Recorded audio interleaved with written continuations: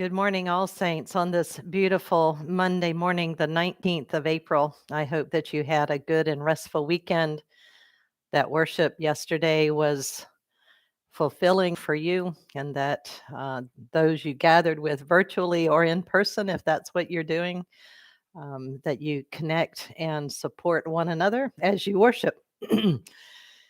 I'm running a little late this morning, a slow moving Monday morning. Excuse me.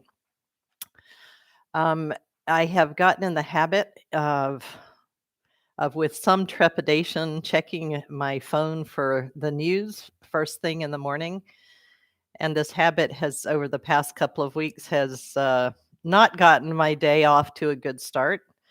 Another shooting in Kenosha, Wisconsin, shooting in Austin, Texas, this plague of mass shootings, not just single individuals or one person being wounded, but multiple fatalities and injuries has it's a plague in our country, and how we have grown accustomed somehow to thinking that this is okay is simply beyond imagining. And usually at such times, I feel helpless, as I'm sure many of us do. I mean, I certainly prevail upon my legislators, my Congress people to enact, at least at a minimum, background check legislation. But sometimes that feels like shouting into the ether. So, as always, I turn to prayer because it is in that I find strength and courage and comfort at times.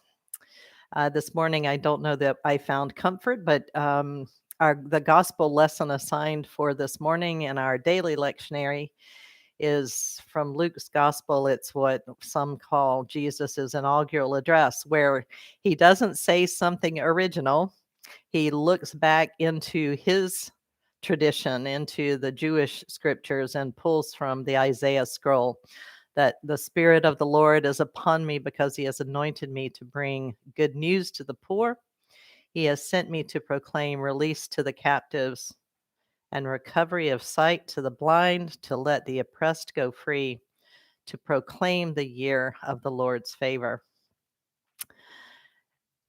That he says this means that if this is his role, then it is also our role to let the oppressed go free, to proclaim the year of the Lord's favor. And the only way we can do this is if we are out in the world loving and serving as we have been called to do. The other thing that struck me about this, particularly this morning, is so often we think of Jesus as having founded the Christian church.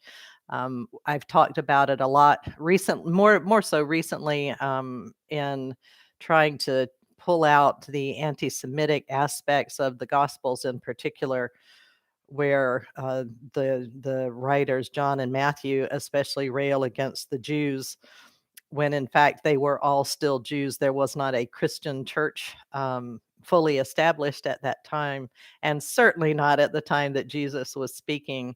Jesus was very much a Jewish religious person, and so he drew on his own tradition and said, "This is what we're about too." And I think it's important that we as Christians remember that Jesus did not come out of make up something out of whole cloth. He was very much part of his ancient Jewish tradition. So I was reminded of that as I was reading it this morning because anti-Semitism is alive and well, as we all know, in addition to anti-Asian hate and violence against Blacks and immigrant persons. The Sikh community in Indianapolis is reeling from the death of 4 of their members in the shooting at the FedEx facility there.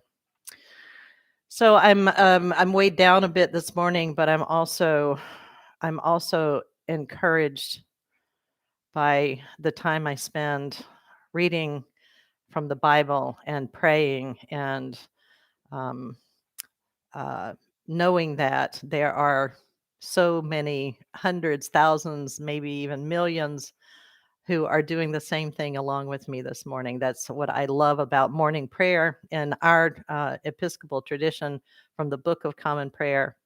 That my voice is joined by many of yours and so many others, and that gives me hope. So that's where we are for Monday morning. Join us tonight for Compline at 7:30 on Zoom and evening prayer at 6:30 on Wednesday. And I'll look forward to being with you again on Thursday morning.